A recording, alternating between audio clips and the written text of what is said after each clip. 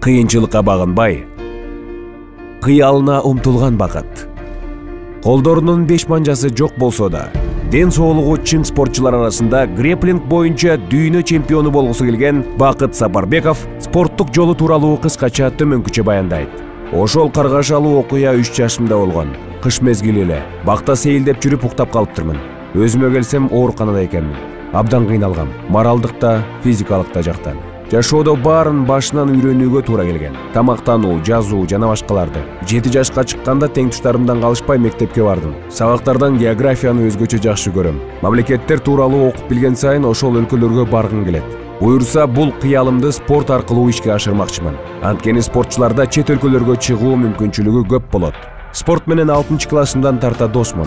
Алгач эркин күрөштөн баштагам. Кийин грек-рим күрөшү, дзюдо жана кул атуу менен машыгып жүрдүм. Учурда кул атуу жана греплинг менен алектенем.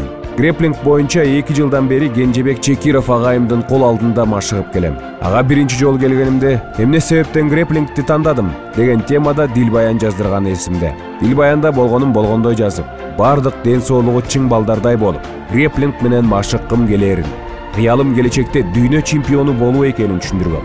Көп даярданып жүрүп, акыры 17 жашымда греплинг боюнча Бишкек шаарынын чемпиондугуна катыштым.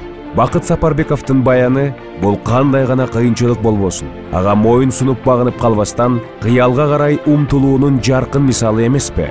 Көбү сурашат, биздин замандын баатыры кандай болушу керек? Ал кандай сапаттарга ээ? Деги бүгүнкү күндүн баатыры ким өзү? Чынында баатыр деген Бакыт Сапарбековтай болушу керек.